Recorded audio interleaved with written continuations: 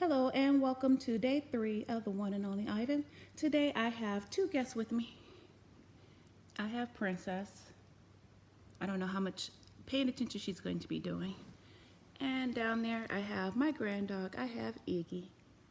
And he looks pretty excited about hearing the story today. So, we left off with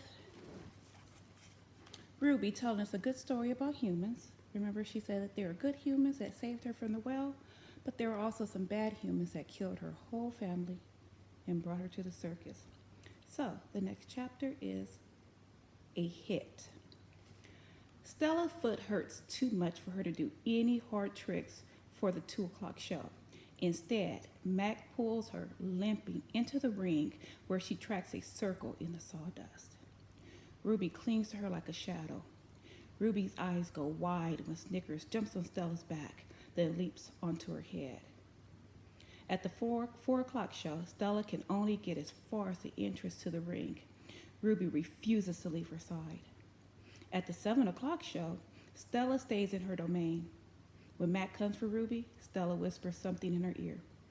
Ruby looks at her pleadingly, but after a moment, she follows Mac to the ring. Ruby stands alone. The bright lights make her blink. She flaps her ears. She makes her tiny trumpet sound. The humans stop eating their popcorn. They coo, they clap. Ruby is a hit. I don't know whether to be happy or sad. And look at poor little Ruby. Let me know, how do you feel, happy or sad? I don't think I feel too good about this. The next chapter is worry. When Julia arrives after the show, she brings 3 thick books, 1 pencil, and something she calls magic markers. Here, Ivan, she says, and she slides 2 magic markers and a piece of paper into my domain. I like the sundown colors, red and purple, but I don't feel like coloring. I'm worried about Stella. All evening she's been quiet, and she hasn't eaten a bit of her dinner. Julia follows my gaze. Where is Stella anyway? She asks, and goes to Stella's gate. Ruby extends her trunk, and Julia pats it. Hi, baby, she says. Is Stella all right? Stella is lying in a pile of dirty hay. Her breath is ragged. Dad, Julia calls. Could you come here a minute? George sets aside the mop. Do you think she's okay, Dad? Julia asks. Look at the way she's breathing. Can we call Mac? I think there's something really wrong. He must know about her, George rubs his chin. He always knows. But a vet costs money, Jules. Please? Julia's eyes are wet. Call him, Dad. George gazes at Stella. He puts his hand on his hip and sighs. He calls Mac. I can't hear all the words, but I can see George's lips tighten into a grim line. Gorilla expressions and human expressions are a lot alike. Mac says the vet's coming in the morning if Stella's not any better. He tells Julia. He says he's not going to let her die on him, not after all the money he's put into her. George strokes Julia's hair. She'll be all right. She's a tough old girl. Julia sits by Stella's domain until it's time to go home. She doesn't do her homework. She doesn't even draw. The promise. My domain gleams with moonlight when I awake to the sound of Stella's calls. Ivan, Stella says in a hoarse whisper. Ivan. I'm here, Stella. I sit up abruptly, and Bob topples off my stomach. I run to a window. I can see Ruby next to Stella, sleeping soundly. Ivan, I want you to promise me something, Stella says. Anything, I say.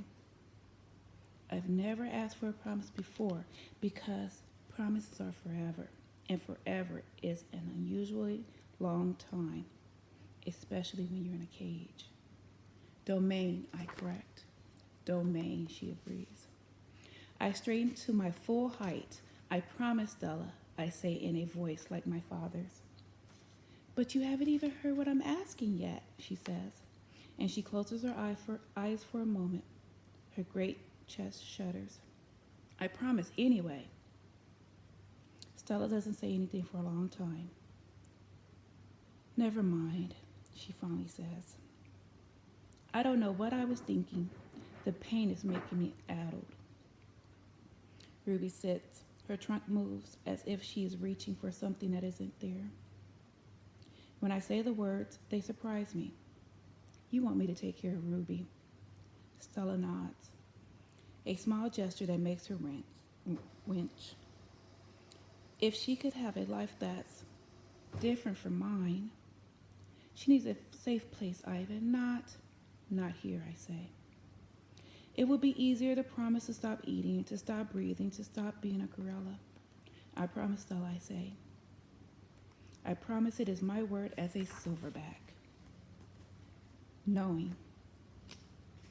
Before Mac, before Bob, even before Ruby, I knew that Stella's gone.